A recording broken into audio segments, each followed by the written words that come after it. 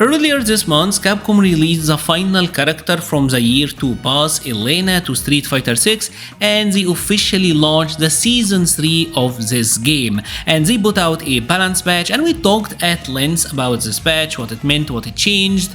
And although I do think most would consider it like a positive patch, although it didn't change that much, recently there have been some interesting developments that I think need to be looked into. If you don't know, last week there were 3 major Street Fighter 6 tournaments that were won by Marisa, Honda, and Jamie. And these are 3 characters that are widely considered to be like the bottom 3 of Street Fighter 6.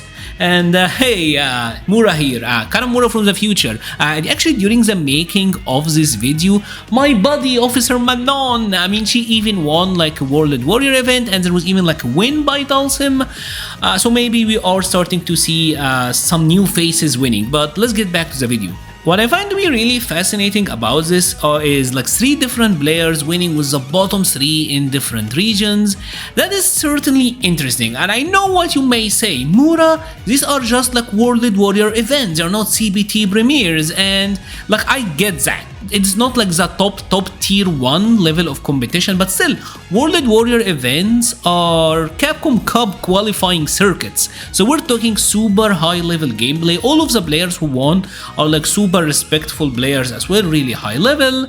And yeah, there is the elephant of the room of last year for the first tournament of Season 2. If you remember, El Shakote won a combo breaker with Lily, and we know how the rest of the season turned out. But I still think like 5 characters that typically you would consider to be on the weaker end, lower tiers kind of winning, I think that's definitely interesting. So today we're gonna take a look at what happened with Jamie, with Honda, and with Marisa that made them win like these World Warrior events, and what this tells us about Street Fighter 6 and its current direction.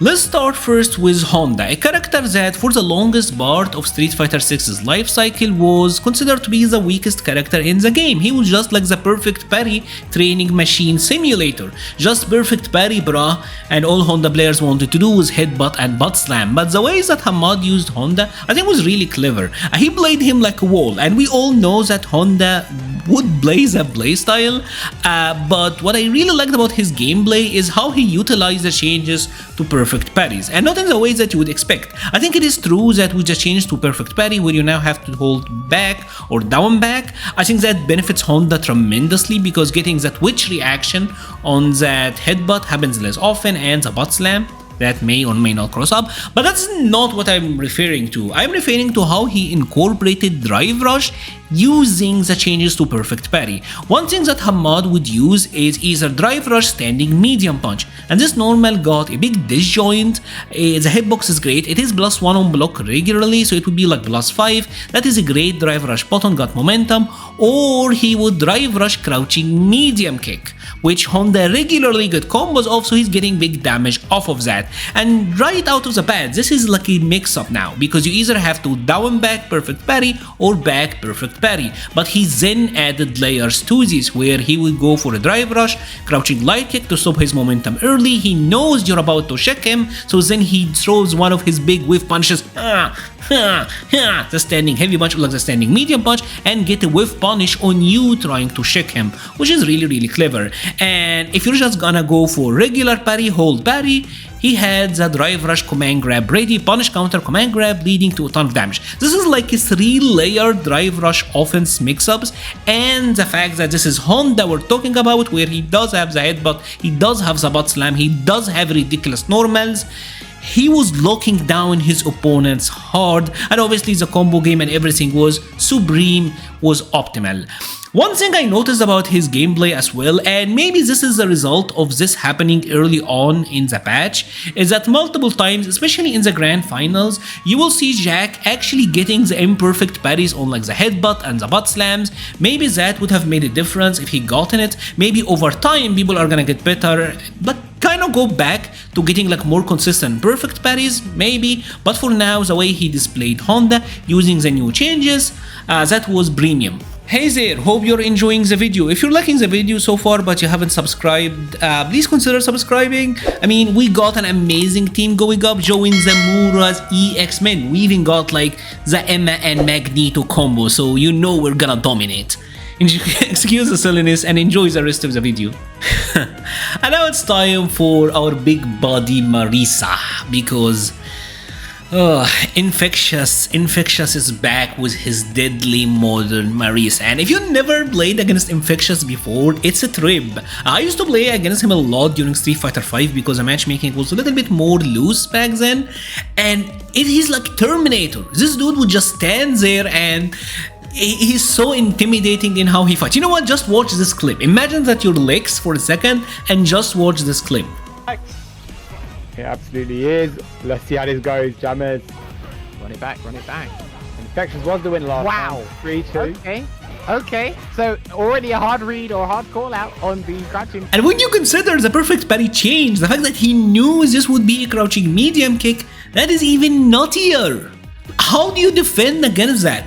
Infectious played the best caging play style I have ever seen in Street Fighter 6. He obviously using modern Marisa, so you know that he already is a player with great reactions, now got the modern supers on deck, so that already is a little bit intimidating. His reactions and his reads were superb. He was so confident with his pacing and he's so patient. The match against Lex, I feel like best displays this play style. He doesn't mind going for like the timer. He doesn't care. He's just gonna get you there slowly. His use of jabs to interrupt, doesn't have to convert. His using of crouching medium punch doesn't have to complete the block string. His whiff punishes, his perfect parries on fireballs. That sequence where he kept perfect parrying a boom after boom after boom, and you're just locked there near the corner with a Marisa that is just that on point. That is scary. He used his playstyle along with Marisa, a character that is potentially, if she got the right hit, the most damaging character in the game. That is just like, I feel like 70% of the reason that he won is simply because of the intimidation factor, how he plays, along with how scary Marisa is. A Marisa that is that clean, oh my god. And I think it also helps to show that Marisa got a lot of buffs with this recent patch. I would say the most major one is the fact that now Marisa actually do get respectable punishes on on drive reversals, right? Where she's now getting crouching jab into back heavy punch, which that is a really big deal. Overall, he played tremendously well and he displayed a fantastic knowledge of the game. Especially there was this one round against Broski where Broski kept trying to go for like the perfect parry, and then he knew that Broski wanted the perfect parry back throw and baited him repeatedly. I don't know if this is a display of Marisa gameplay that we can see consistently against like many of the other top level competition, but what Infectious showed is just inspirational, to be honest. It's a tremendous level of gameplay. A big part of it is the player over the character, but I feel like the changes to Marisa alongside the changes to the game in general just shows how sick he is as a player. And finally we got Jamie. Jamie is a character that on paper his changes may not be that impressive, and Jamie won due to Blaz winning like the South America East World Warrior, and Blaz is already like a sick player. He put Ryu on the map. Well, maybe it's unfair to say that, like a lot of players were, Kusunagi probably did, but Blaz showed tremendous level of gameplay with Ryu and Shoto the General. So already like a world-class player playing a character, right? So you know that would show them good. But I don't think Jamie changes are underrated as well. There are a couple of things about Jamie that maybe you're not noticing. The first is that with the recent patch, Jamie's standing medium punch now is a much better combo starter. The fact that now zero drain Jamie gets a lot more damage, the fact that he can get like standing medium punch into crouching medium punch, so he is getting more damage per hit, even on level 0, and if he happen to get a counter hit, he can get a crouching heavy afterwards, so he can get like decent damage and get the drink and get the Oki. so that is a pretty big deal. Even on drive reversals, the fact that now on a punish counter crouching medium punch, he's getting that into standing medium kick. So Jamie overall got a flat damage buff. Right? Obviously, the direction of the game in general is more aggressive, so I think Jamie now gets consistently more damage, especially on the lower drink levels. I think that helps him out a ton. I think that generally helps out a ton. Another thing about Jamie that I saw Blaz using tremendously is the fact that, as you know, Jamie have a +2 on block standing medium punch. And Jamie do have a 7-frame crouching medium kick. I think he's the only character in the game that have a 7-frame crouching medium kick. And not only like a +1 but a +2 medium. That actually is kind of sick, right? So Blaz used his pressure tool, and the fact that Jamie's now is doing a little bit more damage. The play style, the win conditions didn't change drastically for Jamie, but I feel like he's getting more and more effective, and Jamie always was a good Street Fighter 6 character. I think the biggest issue with him was the fact that at 0 drinks, you're not getting much damage, but now he's getting a little bit more. With all of that being said, does that mean that we're finally entering a new age of Street Fighter 6? Everyone is now competitive. I think Street Fighter 6 always had like room for even like the lower tiers doing well because of how the game is based, how heavy it is on like the system mechanics.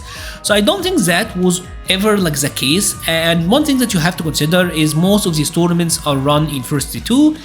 The game is potentially even more volatile now with the fact that perfect parries are harder to get, and they didn't nerf offense, they actually buffed it, where many characters are getting punishes better on drive reversals, as they even buffed the lows with the change to perfect parry. Instead of like nerfing offense, they actually buffed it, so the game is even more volatile. Maybe that's a reason that some of these characters are winning, maybe the game now is that much more balanced, but I do think overall it's a good thing. I really like starting to see some characters, especially the ones that don't really play Street Fighter 6, like Marisa. I really enjoy seeing them do really well.